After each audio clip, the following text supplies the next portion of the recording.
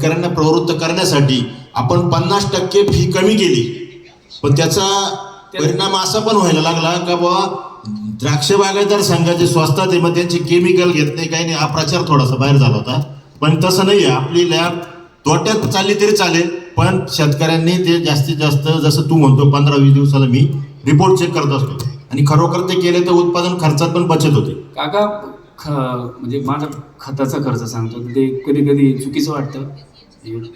यांची बाग चांगली त्याच्यामुळे हे बोलतील ते खरं, जनरल एक मानसिकता असते.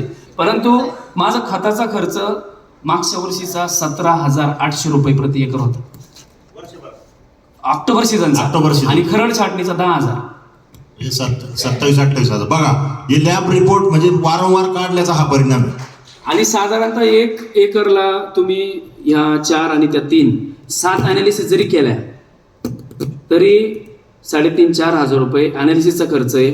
पीटीओल ॲनालिसिस करून काय होतं, पहिली गोष्ट तुम्ही बॅलन्स न्यूट्रिशन करता, कारण वरती न्यूट्रियनची लेवल काय ते बघून आपण खतं देणार आहे. आणि मग आता मला जवळपास 7-8 वर्ष झाली पोटॅशचा एक दाणा दिलेला नाही, आणि पूर्वी आपली प्रॅक्टिस होती का 200 किलो पोटॅश आंदोलन चाललं होतं सगळं. आजही काही शेतकरी ना बेसल डोस मध्ये SOP हे त्यांचे ठरले चालू. मी स्वतः मॅग्नेशियम वापरत नव्हतो.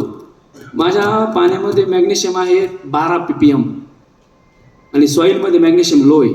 हे जेव्हापासून आपण रिपोर्ट चेक करायला लागलो, आपण ज्यावेळेस म्हणतो की बॅलन्स न्यूट्रिशन, आता या कंपनीने ग्रेड आणल्या. मला एक सांगा की ज्या खताची गरज नाही तो रिपोर्टमध्ये जास्त आहे, आणि कुठली गोष्ट एक्सेस झाली तर ती दुसऱ्यासाठी हानिकारक असते. मग अशा वेळेस आपण ज्यावेळेस ह्या कंबाईन ग्रेड देतो तर त्यावेळेस जी गोष्ट जास्त आहे ती अजून वाढत असते, जी कमी ती अजून कमी होत असते.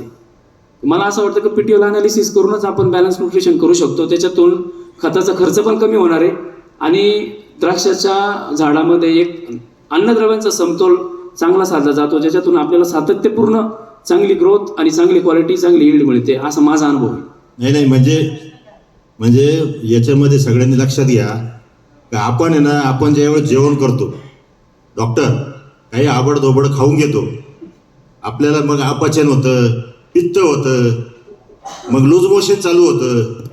हे प्रकार जशी माणसाच्या शरीराच्या बाबतीत तेच झाडाचे आहे ना बबलू. प्लांट फिजिओलॉजी जशी माणसाची तशी झाडाची, आणि ती जगात कोणासाठी बदलत नाही.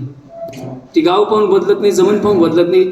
याच्यात एकच आहे की थोडासा अभ्यासाचा भाग आहे, आणि सतत याच्यावरती मला वाटतं की चर्चा झाली पाहिजे, प्रकाश पाडला पाहिजे.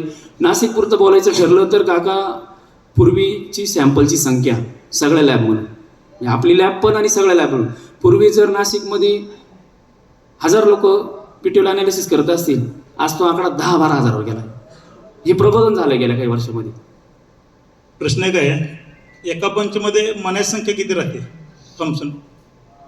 थॉम्सनला? साधारणतः बघा, एक्सपोर्टचं स्टँडर्ड आहे आपल्याला 400 ते 500 ग्राम. 400 सरासरी एक 6 ते 7 ग्रामचा मनी माझ्या बागेमध्ये असतो, ज्याची साईज 18 ते 20 mm मिनिमम असते, आणि ज्याच्यामध्ये 17-18 शुगर असते. तर त्या हिशोबाने 70-75 जास्तीत जास्त 80 मनीच्या वरती जात नाही. त्याच्यापेक्षा गणेशसाठी मी स्वतः 55 मनी ठेवतो.